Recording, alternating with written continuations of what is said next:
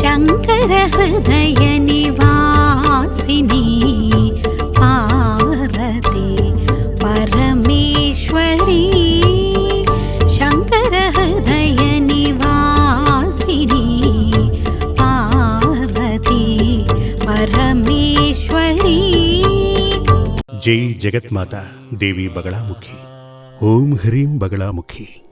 సర్వదుష్టానాం వాచం ముఖం పదం స్తంభయ జిహ్వాంకేలయ బుద్ధిం వినాశయ హ్రీం ఓం స్వాహ. ఓం హ్రీం బగళాముఖి. సమస్త భక్తానాం సర్వాభీష్టం సాధయ సాధయ హ్రీం ఓం స్వాహ. గత ఎపిసోడ్లో మాంగళ్య దోషాలు వాటికి సంబంధించిన విషయాలు చెప్పటం జరిగింది. మీరు కూడా విన్నారు కదా. ఇప్పుడు మాంగళ్య ధారణ తరువాత అంటే సపత్ని యోగం, పునర్వివాహ యోగం ఇటువంటివి జాతకంలో ఉంటే వాళ్లకు పెళ్లి చేసి తీరాలి కదా. సపత్ని యోగం ఉంది కదా అని అటువంటి వారికి పెళ్లి చేయకుండా ఉంటామా? పునర్వివాహ యోగానికి వివాహం చేయకూడదా? ఖచ్చితంగా చేయాలి కదా. అలా ఉన్నవారికి ఏం చేయాలి దాని గురించి చెప్తాను, వినండి.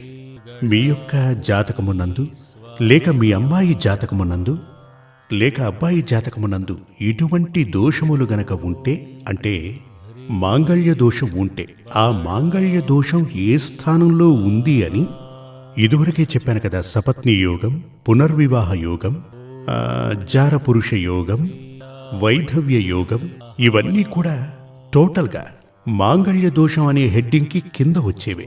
ఇప్పుడు అటువంటి దోషాలు గనక ఉంటే, ఇటువంటి దోషాలన్నింటికీ కూడా ఇప్పుడు మాంగళ్య దోషానికి స్వయంవర హోమం చేయాలని చెప్పాను. కానీ సపత్ని యోగానికి స్వయంవర హోమం చేయకూడదు. బహుభార్య యోగానికి స్వయంవర హోమం చేయకూడదు. బహుభార్య యోగం అంటే అతనికి చాలా మంది భార్యలు ఉంటారని అర్థం. దానికి స్వయంవర హోమం చేయకూడదు. స్వయంవర హోమం ఎందుకు చేయాలంటే శుభ వివాహాలు జరగాలి, అందుకోసం చేయాలి. శుభ వివాహాలు జరిగినప్పటికీ సంతోషంగా దాంపత్య జీవితాన్ని గడపని వారు చాలా మంది ఉన్నారు. దానికి గల కారణాలు చెప్తాను. అవేంటంటే, సాధారణంగా మగాళ్ళందరూ ఏం ఆలోచిస్తారంటే, నాకు రాబోయే భార్య చాలా అందగత్తె ఉండాలి, అందరూ తనని చూసి ఆశపడాలి. ఈ విధంగానే ప్రతి ఒక్క మగాడు ఆలోచిస్తాడు. అదేవిధంగా అమ్మాయిలు ఏం ఆలోచిస్తారంటే, రాబోయే భర్త అందంగానూ ఉండాలి, మంచి ఉద్యోగం కలవాడై ఉండాలి, బాగా సంపాదించేవాడై ఉండాలని అమ్మాయిలు ఆలోచిస్తుంటారు. అబ్బాయి ఇంట్లో ఉండేవాళ్ళు, అమ్మాయి ఇంట్లో ఉండేవాళ్ళు ఆలోచించేది పక్కనుంచుదాం. ఇప్పుడు వరుడు వధువు ఇలాగే ఆలోచిస్తున్నారు. ఇప్పుడొక వరుడు తను కోరుకున్నటువంటి చక్కటి అందంగల అమ్మాయి దొరికిన తర్వాత కూడా, అంటే అందరూ ఆశపడేటువంటి అందం కలిగిన అమ్మాయి తనకు భార్యగా రావాలని కోరుకున్నప్పటికీ చాలా మందిని పెళ్లి చూపులు చూడటానికి వెళ్లి అందులో మనసుకు నచ్చిన అమ్మాయిని పెళ్లి చేసుకుని ఇంటికి తీసుకువస్తాడు. అలా తీసుకువచ్చిన తనని కొంతకాలం గడిచాక, అంటే 2-3 మాసాలు 5-6 మాసాలు గడిచిన తరువాత జీవితం నుంచి పక్కకు తప్పించి అసహ్యంగా ఉన్నటువంటి పనిపిల్లతో బంధం పెంచుకుంటాడు. అలా ఉన్నటువంటి చాలా మంది నాకు తెలుసు. దీనికి కారణం ఏంటంటే, ముఖ్యంగా ఇక్కడ అప్పుడు జాతకంలో పొంతనలు ఉన్నాయి. అమ్మాయి జాతకంలో 2వ స్థానంలో ఉన్నటువంటి పాపగ్రహాలే కారణం. ఆ 2వ స్థానంలో ఉన్నటువంటి పాపగ్రహాలు ఏం చేస్తాయి అంటే, అది తన నాలుక మీద నాట్యం చేస్తుంది. ఒకానొక సమయంలో ఓ తల్లి కూతుళ్ళు నా దగ్గరకు వచ్చారు. చెప్పారు, నాకు జాతకం ఇచ్చారు, జాతకరీత్యా అన్నీ బాగానే ఉన్నాయి, కానీ ఇప్పుడు తను ఒంటరిగా బ్రతుకుతోందా అని అడిగాను. అవును స్వామి, మీరు చెప్పినట్టే జరుగుతోంది. ఇప్పుడు కొంతమంది ఈ సూర్యమంగళానికి తమ జాతకాన్ని చూపించుకోవడానికి వచ్చి 99% మందికి వాళ్ల జాతకాన్ని చూసి జాతకంలో ఉన్న విషయాలు నేను వారికి చెప్తుంటాను. తరువాత మీరేదైనా అడగదలుచుకుంటే నన్ను అడగండి అని అడగగానే, ఏం చెప్పమంటారు స్వామి, టీవీలో నాటకం చూసినట్టుగా మీరే అంతా చెప్పారు, ఏదైనా పరిహారం ఉంటే మీరే చెప్పండి అంటారు. ఆ పరిహారం రాసిస్తుంటాను. అప్పుడు వాళ్ళు అడుగుతారు, ఆ పరిహారం ఎక్కడ చేయించుకోవాలి అంటారు. వాళ్ళు అడగగానే, నేనొక డాక్టర్ని, మీరొక పేషెంట్, మీ వ్యాధి ఏమిటి, ఆ వ్యాధి రావటానికి కారణమేమిటి, ఆ వ్యాధికి మందుంది, అదే ఇది అంటే మీ పాపానికి పరిహారం. ఈ మందుని బయట చాలా రకాల మెడికల్ షాప్స్ ఉన్నాయి, మీరు అక్కడ తీసుకోవచ్చు. మేము ఒక ఫార్మసీ పెట్టుకున్నాం, కావాలంటే తీసుకోండి, అది మీ ఇష్టం అని చెప్తాం. ఈ సూర్యమంగళంలో చెప్పే విధానం అదే. ఇప్పుడు ఇదివరకే చెప్పిన ఆ కథకు వస్తాను. అప్పుడు ఆ అమ్మాయి వాళ్ళమ్మ అన్నారు, వివాహం జాతకం చూసి ఇష్టపడి మరీ చేశాం, కానీ ఇప్పుడు వాళ్ళిద్దరూ విడిపోయి బ్రతుకుతున్నారు అంటారు. నేను ఎదురుపడితే ఆయనకు నచ్చటం లేదు, నన్ను దూరంగా ఉంచాడు అంటారు. మరో అమ్మాయితో తను సంబంధం పెట్టుకున్నారు, వివాహమై 7-8 మాసాలే అయిందని చెప్తారు. ఇలాగే చాలా మంది ఇక్కడికొచ్చి చెప్తూ ఉంటారు. దానికి కారణం ఏంటంటే ఆ స్త్రీ జాతకంలో 2వ స్థానంలో ఉన్న, లగ్నంతో ఉన్న 2వ స్థానంలో ఉన్న పాపగ్రహాలే. 2వ స్థానంలో పాపగ్రహాలు, ముఖ్యంగా శని ఉన్నాడు అంటే వారు ప్రేమపూర్వకంగా మాట్లాడరు, దెబ్బలు తినేలా మాట్లాడతారు. అదే సమస్య. అంటే ఏంటంటే అమ్మాయి అందం అనేటువంటిది చెప్పబడినది పెళ్లి తరువాత తన మాట తీరే. ఎంత అందం కలిగిన భార్య అయినప్పటికీ తన మాట తీరులో చక్కదనం లేకపోతే తను మాట్లాడి అతని మనసు విరిచేస్తుంది. భర్త విరక్తిలో ఉంటాడు. విరక్తిలో ఉన్నప్పుడు ఏమవుతుంది? ఆ విరక్తి వల్ల తన భార్యని దూరంగా పెడుతూ ఉంటాడు. ఈ మాట తీరు ప్రశాంతంగా, వాళ్ళు నన్ను పరిహారం అడిగారు, నేను చెప్పాను. దీనికున్న పరిహారం ఒక్కటే, పరుషమైన మాట తీరు తగ్గించు, సమస్య తీరిపోయినట్టే. ముఖ్యంగా కోపం వచ్చినప్పుడు నువ్వు మాట్లాడకూడదు, నోరే తెరవకూడదు. నీకు ఎప్పుడు కోపం వచ్చినా ఆ సమయంలో పూజా గదికి వెళ్ళిపో, తలుపేసుకో. పూజ గది ఉంది అని చెప్పారు వాళ్ళ ఇంట్లో, అక్కడే ఉండిపో, సమస్యే ఉండదు. కోపం తగ్గాక మాట్లాడు, అది ఓ పద్ధతి. మరొకటి, 90% ఇళ్లలో అమ్మాయిని పెళ్లి చేసి పంపుతున్నప్పుడు తల్లి తన బిడ్డకు ఉపదేశం ఇస్తూ ఉంటారు. మీరు కూడా అలా చేసే ఉంటారు. చెప్పండి, విందాం, ఏం ఉపదేశం చేస్తారు? ఇదివరకటి రోజుల్లో పెద్దవాళ్ళు చెప్పారు, కుటుంబ గౌరవాన్ని కాపాడాలి, నువ్వక్కడ సంతోషంగా ఉండాలి, మన కుటుంబ గౌరవం మెట్టినింట్లో నువ్వు కాపాడాలి అని చెప్తారు. కానీ ఇప్పుడు అలా చెప్పట్లేదు. అబ్బాయిని గుప్పెట్లో పెట్టుకోమ్మా, ఇలా తనకు చెప్పి పంపుతుంటారు. అదే అసలు సమస్య. ఇక ఈ అమ్మాయి అక్కడికి వెళ్ళిన తర్వాత ఎలాగైనా తన భర్తని తన అధీనంలో ఉంచుకోవడానికి ప్రయత్నం చేస్తుంది. మగాళ్ళు 3 రకాలుగా ఉంటారు. ఒకరు విల్ పవర్ ఉన్నటువంటి వ్యక్తి. ఈ విల్ పవర్ ఉన్నటువంటి వ్యక్తిని మార్చలేం. అతను భార్యని తన స్థానంలో ఉంచుతాడు, తల్లిదండ్రుల్ని వాళ్ళ స్థానంలోనూ, సహోదరుల్ని వాళ్ళ స్థానంలో ఉంచుతాడు. అలా ఉన్నటువంటి వ్యక్తిని తను ఎంతగా ప్రయత్నం చేసినా తనని మార్చి తన దారిలోకి తీసుకురావడం కుదరదు, సమస్య మొదలవుతుంది. ఇంకొంతమంది మగాళ్ళు ఉంటారు, భార్య ఏదైతే చెప్తుందో అదే తనకు వేదం.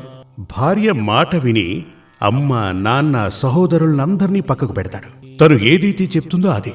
మరో విభాగం ఏంటి అంటే అమ్మా నాన్న చెప్పిందే వింటాడు, భార్యని పనిపిల్లలా భావించి చూస్తుంటాడు. ఈ 3 విధానాలు తప్పే. ఈ 3 విధానాలు ఉండకూడదు. అసలు అత్తారింట్లో ఈ సమస్యలు ప్రారంభం కావడానికి ఈ అమ్మ తన బిడ్డకు ఇచ్చిన ఉపదేశమే కారణం. మీరు మీ అమ్మాయికి వివాహం చేసి పంపించి తను అక్కడ తన జీవితం సంతోషంగా గడపాలని కోరుకుంటే గనక భర్తని నీ చేతుల్లో ఉంచుకోవాలనే ఉపదేశాలు మానేసి అత్తామామల్ని నీ చేతిలో ఉంచుకొని చెప్పి చూడండి ఒకసారి. అప్పుడు చూడండి, సంతోషంగా జీవితం ఉంటుంది. ఎందుకంటే ఈవిడెళ్ళి అత్తని సంతోషంగా చూసుకుంటుంది, మామని సంతోషంగా చూసుకుంటుంది. ఇలా గనక ఉంటే ఏం జరుగుతుంది? ఉద్యోగం నుంచి వచ్చినటువంటి భర్త ఈ అమ్మాయి తన అమ్మా నాన్నలతో సంతోషంగా ఉండడం చూసి తను కూడా చాలా సంతోషపడతాడు. ఆహా, తను మా అమ్మా నాన్నల్ని చాలా సంతోషంగా చూసుకుంటుంది అనుకుంటాడు.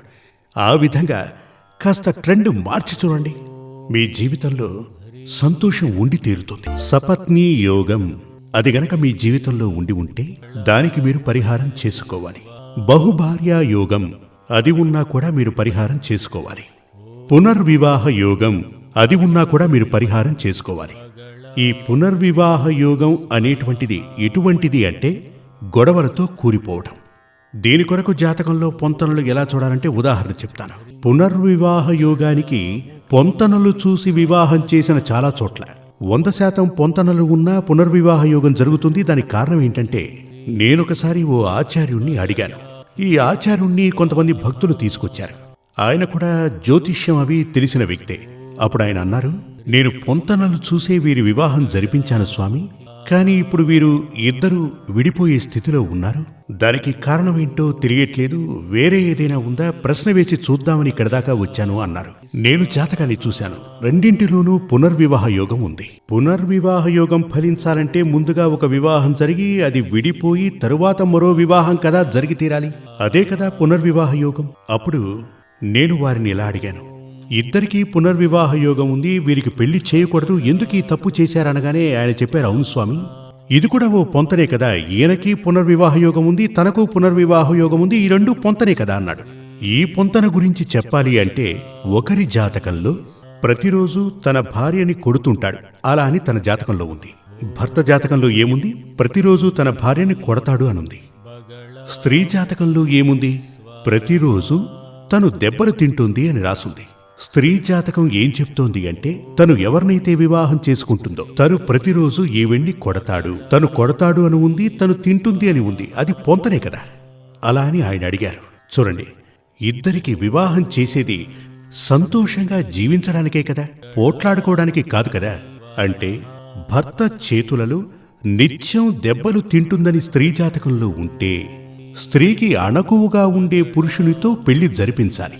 అప్పుడేమవుతుంది? మీరు కూడా చూసే ఉంటారు, కొన్నిళ్లలో ఆ ఇంటి ఆవిడ గయ్యాళిలా అరుస్తూ ఉంటుంది. భర్త ఏం చేస్తూ ఉంటాడు? మౌనంగా ఉంటాడు, నోరే తెరవడు. ఇక వాళ్ళ మధ్య గొడవలే ఉంటాయి చెప్పండి, ప్రశాంతత ఉంటుంది. ఇది శాస్త్రీయంగా జ్యోతిష్యాన్ని తెలుసుకున్న వారికే తెలుస్తుంది. ఇటువంటి దారులున్నప్పుడు వివాహం జరిపించాలి అనుకుంటే గనక, పొంతనలు చూస్తే గనక వాళ్ళు సంతోషంగా తమ నిండు జీవితాన్ని ఆనందంగా గడుపుతారు. సంతోషంగా వాళ్ళు జీవిస్తూ ఉంటారు. మాంగళ్యం అనేది సరికొత్త వంశం. ఈ వంశంలోకి కలవటం, మనల్ని చూసే రాబో తరాలు వారు జీవిస్తూ ఉంటారు.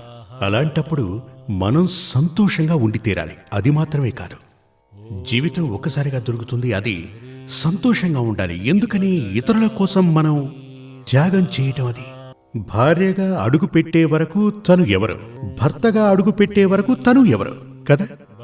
అటువంటి వ్యక్తి కోసం మనం అనవసరంగా ఎందుకు మన సుఖ సంతోషాల్ని త్యాగం చేయాలి? చాలా మంది చెప్తూ ఉంటారు, ఏమ్మా మీరు పెళ్లి చేసుకుని సంతోషంగా ఉన్నారా? ఏదో సర్దుకుని పోతున్నాం స్వామి అలా అని చెప్తుంటారు. మగాళ్ళని గనక అడిగితే విధి అలా అని చెప్తుంటారు. అసలు ఎందుకు ఇలా సర్దుకోవటం? అది అవసరం లేదు.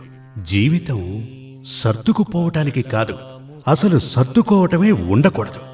సంతోషంగా జీవించాలి. దానికి ఏం కావాలి? వివాహానికి ముందే మంచి ఒక ఆచార్యుణ్ణి కలవండి. ఆయన మీకు మార్గదర్శనం చేస్తారు. ఒకవేళ వివాహం జరిగిపోతే దానికి కూడా పరిహారం ఉంది కదా. మీ జీవితంలో అసలు సంతోషమే లేదా, సుఖం లేదా? దానికి మీ జాతకాన్ని తీసుకుని మంచి ఆచార్యుణ్ణి కలవండి. ఆ సమస్య నుంచి మీకు సంపూర్ణంగా విముక్తి లభిస్తుంది, పరిహారం దొరుకుతుంది. జై జగన్మాత దేవి బగళాముఖి. నేను చెప్పేది వింటున్న మీ అందరికీ ఆ తల్లి అనుగ్రహం చేకూరాలి. ఆ తల్లి మీ వెంటే నడిచి నేను చెప్పేది మీకు అర్థమయ్యేలా చేసి దోషాల నుంచి పరిహారం పొంది ఈ క్షణం నుంచి మీరు జీవితంలో ఆనందంగా గడపాలి. శ్రీ సూర్యమంగళం అద్వైత వేద విద్యాపీఠంలో తాంత్రిక పూజల్లో సిద్ధహస్తులైన ఎందరో ఆచార్యులు అమావాస్య, పౌర్ణమి రోజుల్లో ప్రత్యేక యాగాలు నిర్వహిస్తారు. ఈ యాగాల్లో పాల్గొనడం ద్వారా తల్లి శ్రీ బగళాముఖీదేవి అనుగ్రహం వల్ల సర్వదోషాలూ పోయి సకల సౌభాగ్యాలు మనకు కలుగుతాయి.